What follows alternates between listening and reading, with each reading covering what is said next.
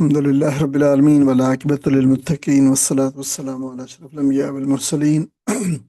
سيدنا محمد وعلى آله وصحبه أجمعين أما بعد أعوذ بالله من الشيطان الرجيم بسم الله الرحمن الرحيم عزیز بہنوں اور بھائیوں، آج انشاءاللہ تعالی ہم 29ویں پارے کے مضامین کا جائزہ لیں گے۔ یہ پورے کا پورا پارہ کہ اس کی تمام صورتیں مکی صورتیں ہیں، اور اس میں آخرت کا انذار اور توحید کے دلائل اور نبی کریم صلی اللہ علیہ وسلم کی دعوت حق کا یہ اس کا موضوع ہے اس پارے کا۔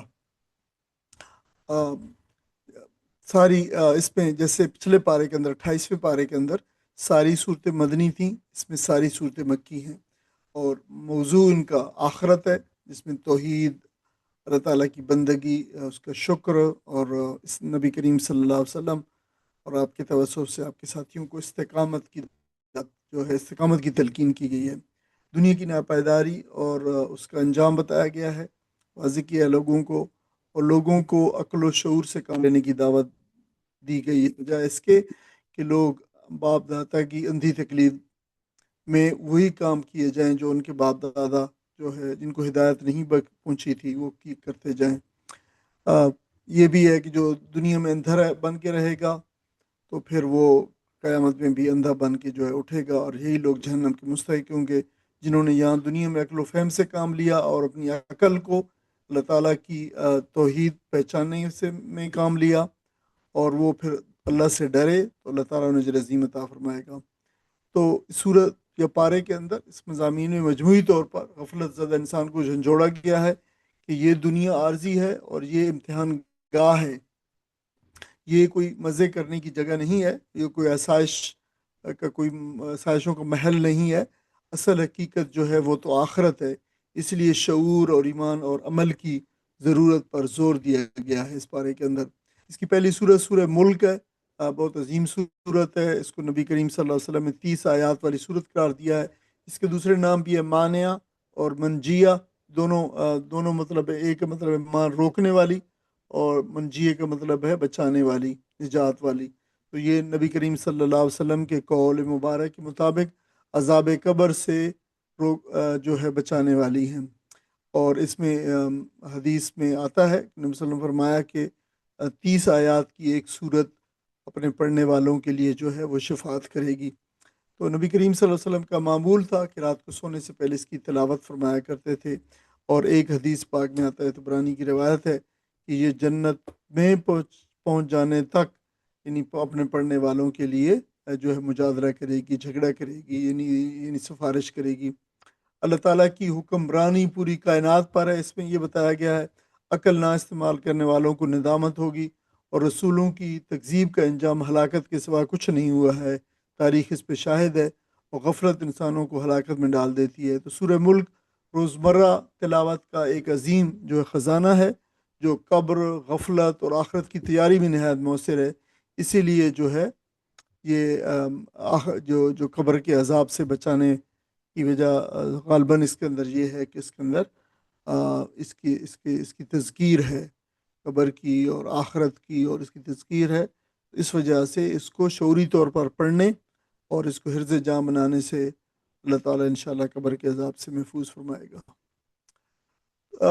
اس میں پھر توحید کے دلائل ہیں۔ توحید کے دلائل کو بھی کئی لحاظ سے جو ہے دلائل ہیں، آفاقی دلائل ہیں، جس میں پوری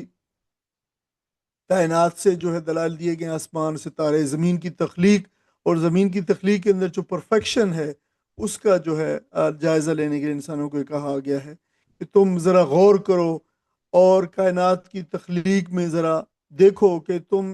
اپنی تحقیق سے، تمہاری تحقیق اور تمہارے سارے ذرائع جو ایگزاسٹ ہو جائیں گے، تم تھک ہار جاؤ گے، اور تمہیں کہیں تخلیق کے اندر، کائنات کی تخلیق میں کوئی رخنہ نظر نہ آئے گا، کوئی کمی، کوئی کمزوری اور کوئی جو ہے غلطی اس میں نظر نہ آئے گی۔ پھر انفسی دلائل ہے، موت و حیات، انسان کے بارے میں زندگی کی جو ہے آزمائش کی حقیقت بتائی گئی ہے۔ کہ انسان کو اس لیے اللہ تعالیٰ نے بھیجا ہے کہ وہ دیکھے کہ وہ کیسے عمل کرتا ہے، یعنی عمل کی جو ہے بتایا گیا ہے کہ عمل کی کوالٹی کیا ہے، یہ نہیں ہے کہ کوانٹٹی کتنی ہے، کتنے کی ہیں، بلکہ کس اخلاص کے ساتھ اور کس نیت کے ساتھ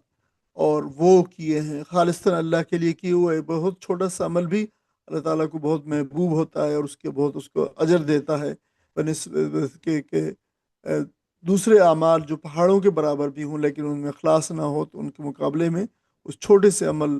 جو اخلاص سے کیا گیا ہے اس کے مقابلے میں اس کی کوئی اہمیت نہیں ہے۔ تاریخی دلائل دیے گئے ہیں، سابقہ اقوام کے انجام سے عبرت دلائی گئی ہے، شرک کی تردید ہے، توحید اور عمل صالح کی دعوت ہے۔ یہی ان تمام صورتوں کا خاصہ ہے کہ بار بار ریپیٹڈلی ان کو جو ہے یہ چیزیں بتائی گئی ہیں۔ اور یہ دیکھیں، یہ ریپیٹیشن محض تکرار محض نہیں ہے یہ، بلکہ یہ اس لیے کیا گیا ہے کہ دیکھیں ایک چیز انسان بار بار انسان کے ذہن کو ٹکراتی رہے تو وہ انسان کا ذہن اس کے اوپر راسخ ہو جاتا ہے۔ اس لیے ہمیں بار بار ان جو توحید کا جو اس بات ہے اور شرک کی جو تردید کی گئی اور ریفیوٹ کیا گیا، ان کو بار بار اپنے ذہنوں کے اندر اپنے قلب کے اندر اتارنے کی ضرورت ہے تاکہ انسان کے اندر یہ بالکل اچھی طرح راسخ ہو جائے، جس کی وجہ سے ان کو دیکھیں کہ 86 صورتیں ہیں مکی، کوئی ایسی صورت نہیں ہے جس کے اندر یہ ان مضامین سے توحید اور آخرت اور رسالت کے مضامین سے خالی ہوں۔ جہنم کی آگ نافرمانوں کے اعتراف ندامت کا بیان ہے، جہنم کی آگ میں ہے ان کے لیے، ان سے پوچھا جائے گا کہ تم کیوں جو ہے وہ تم اس میں پڑے ہو، تو پھر وہ خود اعتراف کریں گے کہ ہمارے پاس خبردار کرنے والے آئے تھے لیکن ہم نے ان کو جھٹلایا۔ تو جو لوگ دنیا میں اندھے بہرے بن کر رہے وہ آخرت میں سب سے زیادہ گمراہ اور ذلیل خوخار وہی لوگ ہوں گے، کیونکہ انہیں عذاب کا اللہ تعالیٰ کے عذاب کا سامنا کرنا پڑے گا۔ کائنات کا نظام اللہ تعالیٰ کی قدرت کاملہ اور حکمت کا ثبوت ہے اور آخرت پر ایمان لانے کا تقاضا کرتا ہے، یہ بات جو بتائی گئی ہے۔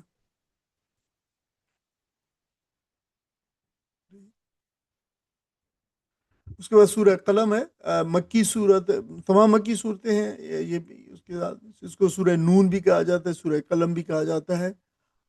جو ہے وہ قلم اس کے پہلے وہ القلم سے ہے، نون بھی اسی میں ہے، سورت کا نام ہے نون بھی، اور نون کا مطلب مچھلی ہوتی ہے اس لیے کہ اس میں حضرت یونس علیہ السلام کا جو ہے وہ ذکر ہے، اس حوالے سے اس کو نون کہا جاتا ہے۔ اور حضرت یونس علیہ السلام کو ذنون بھی کہا جاتا ہے، مچھلی والا۔ تو اس میں قلم کی عظمت کی قسم اٹھائی گئی ہے اور اس سے علم کی جو فضیلت کا جو ہے وہ اعلان جو ہے وہ کیا گیا ہے۔ نبی کریم صلی اللہ علیہ وسلم کے اعلیٰ اخلاق جو ہے اس کی براہ راست گواہی دی گئی ہے کہ آپ بہت ہی اعلیٰ اخلاق کے جو ہے مالک ہیں، یعنی ایسے انسانیت کے جو اعلیٰ ترین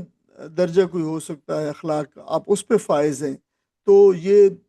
در حقیقت نبی کے وسلم پر جو الزامات عائد کیے جاتے تھے، مجنون اور شاعر اور کاہن، تو یہ جو باتیں بتائی جاتی تھی تو ان کی تردید کی گئی ہے۔ جو ہے یہ آپ صلی اللہ علیہ وسلم کی قدر و منزلت اور آپ کے اعلیٰ اخلاق کا جو ہے بیان اس میں بہت ہی اعلیٰ طریقے سے، انک لعلی خلق عظیم، بہت اعلیٰ کردار کے جو ہے وہ مالک ہے۔ تو نبی صلی اللہ علیہ وسلم کے پاکیزہ کردار اور اخلاق حسنہ جو ہے، یعنی ان کو وہ چیز بتائی گئی ہے جس کے وہ خود گواہ تھے، اس پہ وہ اس کا انکار نہیں کر سکتے تھے کہ آپ سب سے اعلیٰ اخلاق کے شامل شخص ہیں۔ تو یہ بات جو بتائی گئی اس کے مقابل میں یہ کہ اعلیٰ ترین کردار ہے نبی کریم صلی اللہ علیہ وسلم کا، اس کے مقابل میں ایک متضاد کردار کا ذکر ہے، ایک انتہائی باطن اور مخالف، اور سردار کی جو ہے وہ تصویر کشی کی گئی ہے، اس کی تفسیر کے اندر مختلف نام جو ہے پھر لیے گئے ہیں۔ تو اعلیٰ ترین حسن اخلاق آپ صلی اللہ علیہ وسلم کا تعارف ہے، یہ جو ہے صورت میں بتایا گیا ہے۔ باغ والوں کا قصہ اس کے اندر، باغ والوں نے جو ہے جس دن ان کا ہارویسٹ کا دن تھا، فصل اٹھانے کا دن تھا، تو انہوں نے مسکینوں کو محروم کرنے کی قسم کھائی کہ ہر دفعہ جب ہم فصل اٹھاتے ہیں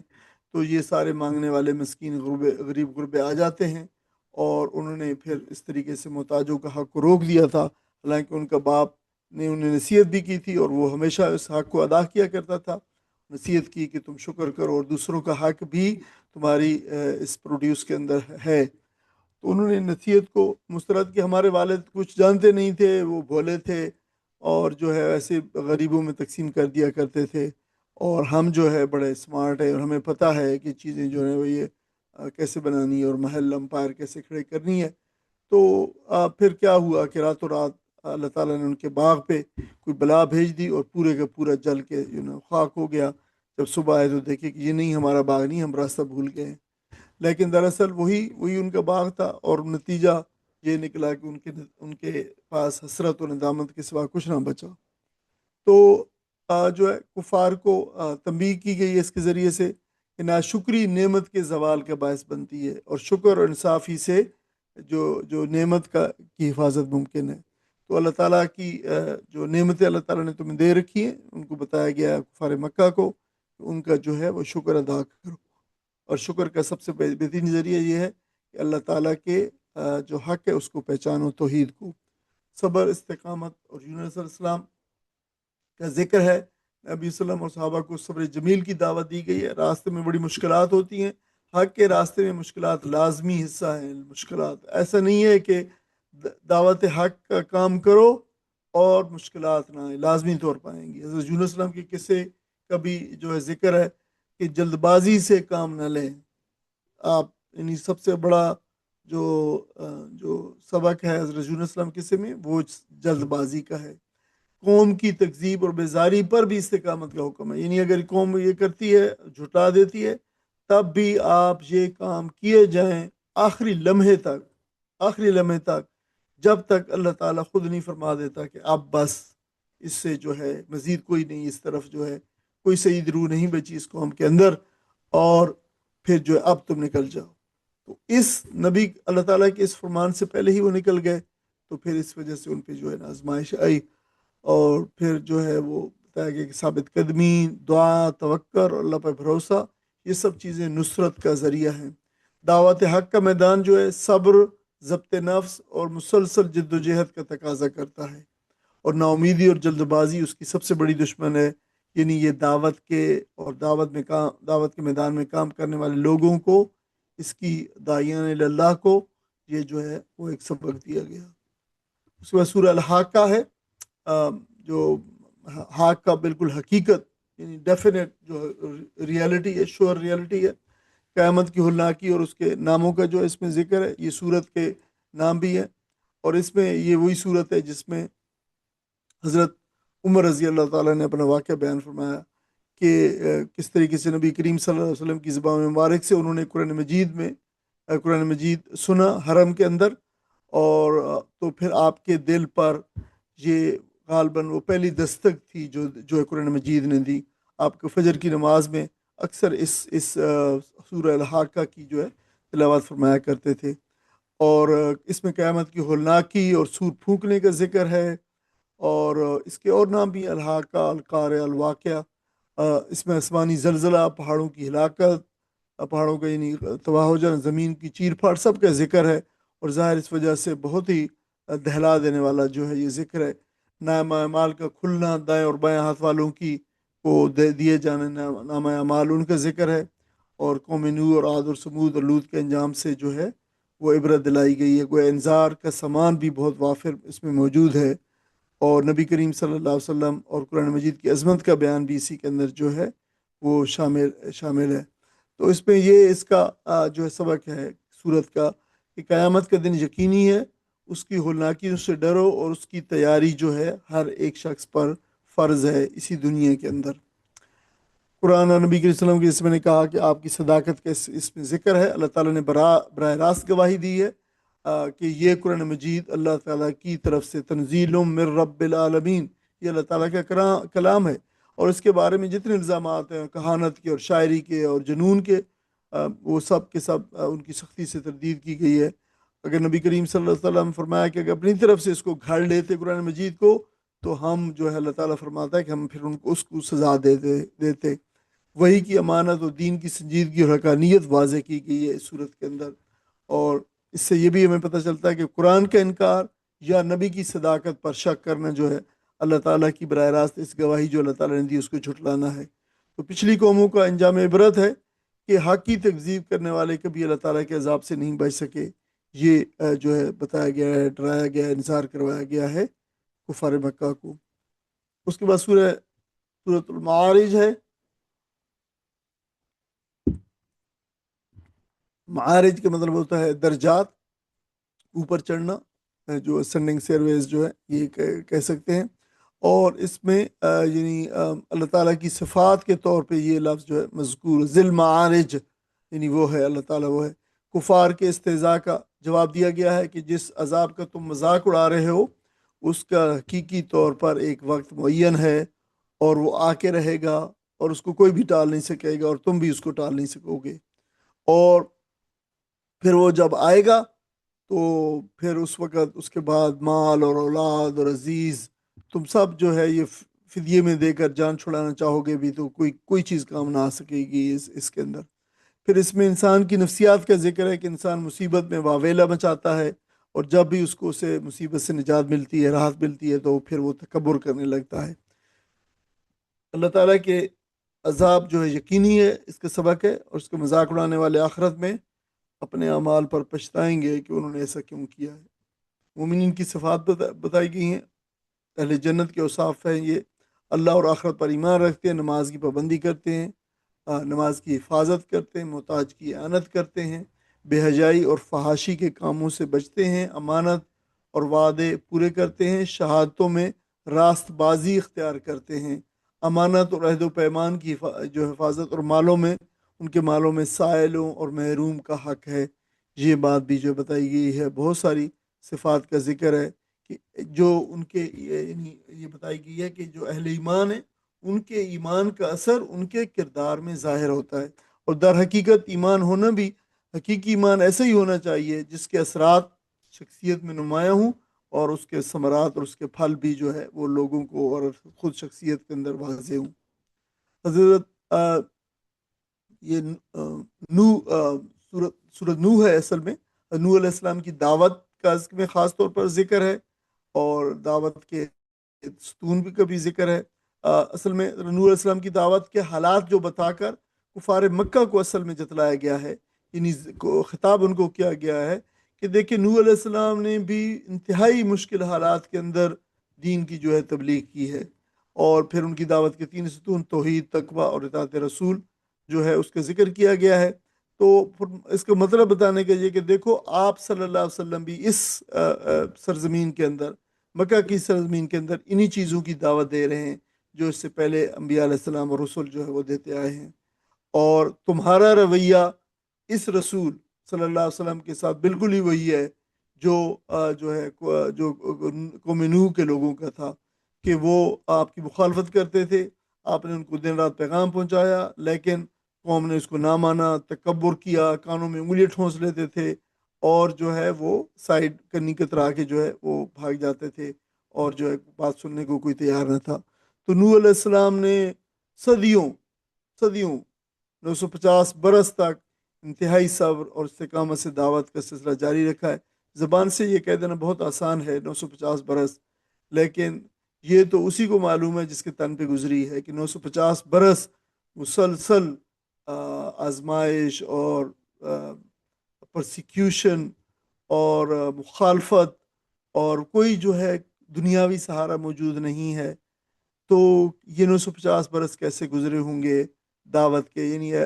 اللہ تعالیٰ نے ایسی مثال جو ہے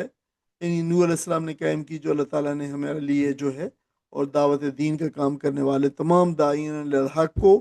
جو ہے ان کے لیے تا قیامت یہ جو ہے بات بتا دی اور رکھ دی ہے کہ دیکھو اگر دعوت پہنچانے کا اسلوب اور کوئی ڈھنگ اور کوئی حق تم ادا کرنا چاہتے ہو تو نوح علیہ السلام کی طرف دیکھو۔ دعوت حق میں صبر و استقامت، ہر طرح سے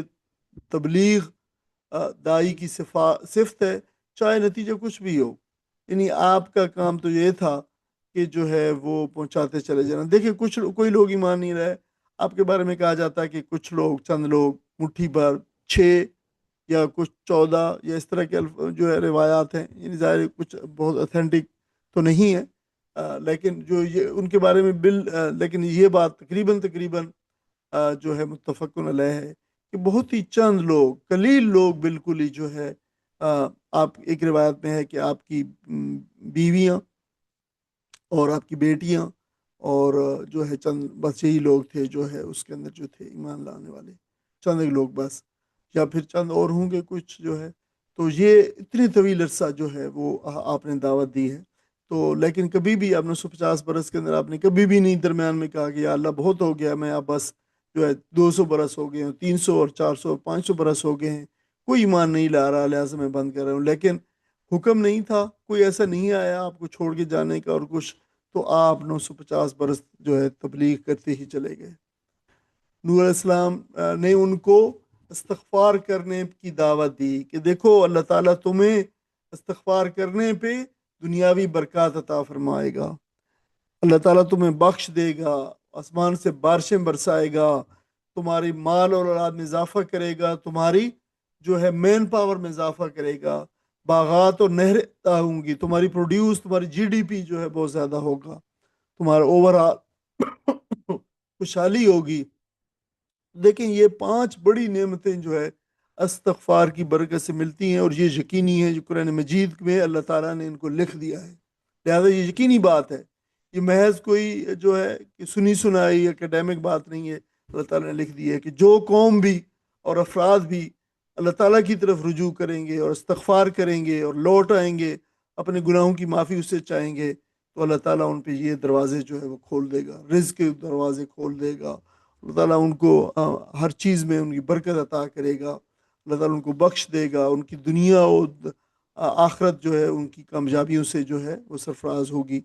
تو استغفار دنیا اور آخرت کی بھلائیوں کا ذریعہ ہے، یہ نہ صرف معافی بلکہ بارش اور مال اور اولاد اور خوشحالی کا جو ہے وہ ذریعہ ہے، عظیم جو ہے تحفہ ہے اللہ تعالیٰ کی طرف سے انسانوں کو، جو جب سے انسان جو ہے اس دنیا کے اندر آیا اس وقت سے لے کر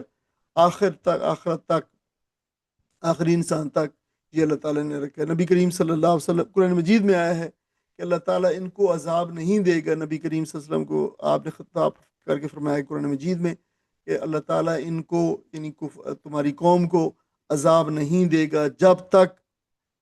آپ ان کے اندر موجود ہیں، یا پھر آپ کے بعد پھر یہ استغفار کرتے رہیں گے۔ تو آپ صلی اللہ علیہ وسلم جو ہے وہ چلے گئے، دنیا سے تشریف لے گئے، اب جو ہے پروٹیکشن امیونٹی جو ہے وہ جو ہے استغفار ہے، کہ جب تک استغفار لوگ کریں گے تو اللہ تعالیٰ ان کو عذاب نہیں دے گا۔ اس کے بعد سورہ جن ہے، جنات کے قرآن سننا اور ایمان لانا ہے۔ وادی نخلا میں یہ پہلے بھی ذکر ہو چکا تھا، جنات کا گروہ انہوں نے قرآن سنا اور قرآن کو دیکھا کہ بڑا عجیب اس کو بات بتائی، کوئی ان کو اچھا لگا، اللہ تعالیٰ نے ان کو ہدایت بخشی اور ان کو فوراً انہوں نے ایمان قبول کر لیا، اور قوم کے پھر مبلغ بن کر قوم کے پاس واپس لوٹے اور اپنی قوم کو شرک چھوڑنے اور توحید اپنانے کی تلقین کی، اور اللہ کا بیٹا ماننے کے عقیدے کی ترکیب کی۔ اس سے پتہ چلتا ہے کہ جنات کے اندر بھی اللہ تعالیٰ کے بیٹے کے جو عقیدہ ہے، شرکی عقیدہ موجود تھا، جنہوں نے وہاں پہ اس کی جو ہے تردید کی ہے۔ تو اس سے پتہ چلتا ہے کہ قلب اگر زندہ ہے اور قلب سلیم ہے تو پھر قرآن سے متاثر ہونا جو ہے ناگزیر ہے۔ ایسا ہو نہیں سکتا کہ انسان کے سامنے قرآن پڑھا جائے اور اس کا قلب زندہ ہو اور جو قلب سلیم ہو اور پھر اس سے جو ہے وہ متاثر نہ ہو۔ تو یہ قریش کو عبرت دلائی گئی اور ہم سب کو بھی کہ دیکھو وہ لوگ، وہ بھی تھے، جن بھی تھے جنہوں نے جو ہے وہاں سے اتفاقاً سنا اور پھر وہ آ گئے آپ صلی اللہ علیہ وسلم کے پاس اور جو ہے ایمان قبول کیا اور پھر اس کے مبلغ بن گئے، تو تم ہو کہ تم اس کو انکار کیے جا رہے ہو۔ سورہ جن میں پھر اختیار اور رسالت کا مقصد بھی بتایا گیا ہے کہ اللہ تعالیٰ نے انسانوں اور جنوں کو آزادی اختیار دیا ہے، اس کے صحیح استعمال سے وہ توحید الہی اور اطاعت الہی کو اختیار کر سکتے ہیں، اللہ تعالیٰ کی توحید کو پہچان سکتے ہیں اور اللہ تعالیٰ کی اطاعت جو ہے اختیار کر سکتے ہیں۔ اور رسول قیامت کی تاریخ بتانے کے لیے نہیں ہے، یہ بات بتائی گئی ہے، بلکہ وہ حجت تمام کرنے کے لیے اور انذار پہنچانے کے لیے، انذار کرنے کے لیے وہ آتے ہیں، اور جو ہدایت قبول کرے تو اسی کا فائدہ ہوگا اور جو نہ کرے گا تو اس کا بڑا نقصان ہوگا۔ تو رسول کا کام حجت تمام کرنا ہے، ہدایت قبول کرنے والا جو ہے وہ نجات پائے گا، اور جو اسے انکار کرے گا وہ اپنا خود ذمہ دار ہوگا اپنی تباہی کا۔ تو حد سے ہمیں یہ بھی پتہ چلتا ہے کہ آزادی اختیار سے جن و انس جو ہے اپنے اعمال کے خود ذمہ دار ہوگی، اللہ تعالیٰ نے ان کو دے دیا، جو ہے راستہ دکھا دیا ہے، آزادی اختیار دی ہے، تمہاری چوائس ہے کون سا راستہ اختیار کرتے ہو، لیکن تم اپنے اعمال کے جو بھی چوائس تمہاری ہوگی تم اپنے اعمال کے پھر اس کے خود ہی ذمہ دار ہوگے۔ سورہ مزمل ہے، عظیم صورت ہے، بڑی جو ہے وہ تعلق باللہ کی اہمیت کے حوالے سے اور جو ہے تربیت کے حوالے سے نبی کریم صلی اللہ علیہ وسلم کو رات کو اٹھ کر جو ہے عبادت کرنے کی تلقین کی گئی ہے کہ آپ آدھی رات جیسے کچھ کم جو ہے اللہ تعالیٰ کے حضور کھڑے ہوں اور قرآن کو ٹھہر ٹھہر کر پڑھیں، اور یہ بھی بتایا کہ ہم آپ بہت بھاری کلام نازل کرنے والے ہیں، کلام ڈالنے والے. یہ قرآن مجید ہے اور یہ نبوت کا بار ہے جو آپ پہ ڈالے جا رہے ہیں، اور اس لیے رات کی عبادت سے تیاری کریں. دیکھیں یہ بھاری کلام جو ہے، قول ثقیل جو ہے آپ پہ نازل کیا گیا ہے، تو پھر اس کی تیاری کے لیے فرمایا کہ آپ رات کو کھڑے ہوں. بہت اہم بات ہے، اس لیے کہ اس دعوت کے پہنچانے کے اندر جتنی مشکلات آیا کرتی ہیں اور تمام لوگوں کو، انبیاء علیہ السلام کو اور انبیاء علیہ السلام کے پیروں کو آئی ہیں، تو ان کو برداشت کرنے کے لیے، ان کا سامنا کرنے کے لیے جو ہے جو قوت درکار ہے، وہ قوت رات کے وقت اللہ تعالیٰ سے تعلق بنانے سے حاصل ہوگی. یعنی دعوت کے بوجھ کو اٹھانے کے لیے یہ روحانی تیاری ہے. یہ صورت جو ہے یہ اس کا جو ہے ایک پورا لائے عمل ہے، یعنی ایمانی، روحانی اور علمی تربیت کا یہ خزانہ ہے یہ صورت. اور سابقون الاولین کی تربیت بھی اسی لائے عمل پہ ہوئی ہے. تو دعوت دین کا کام رات کی عبادت اور اللہ سے تعلق کے بغیر ناممکن ہے. یہ جان لینا چاہیے دعوت اللہ کے لوگ جو کام کرنے والے ہیں ان کو. اور یہ اسی کو رات کو اٹھنا، قیام کرنا تہجد ہے، اور ترتیل قرآن کو پڑھنا، یعنی دائی کو قلبی قوت عطا کرتا ہے اور اللہ تعالیٰ کے ساتھ تعلق اسٹیبلش کرنے اور استوار کرنے میں مدد دیتا ہے.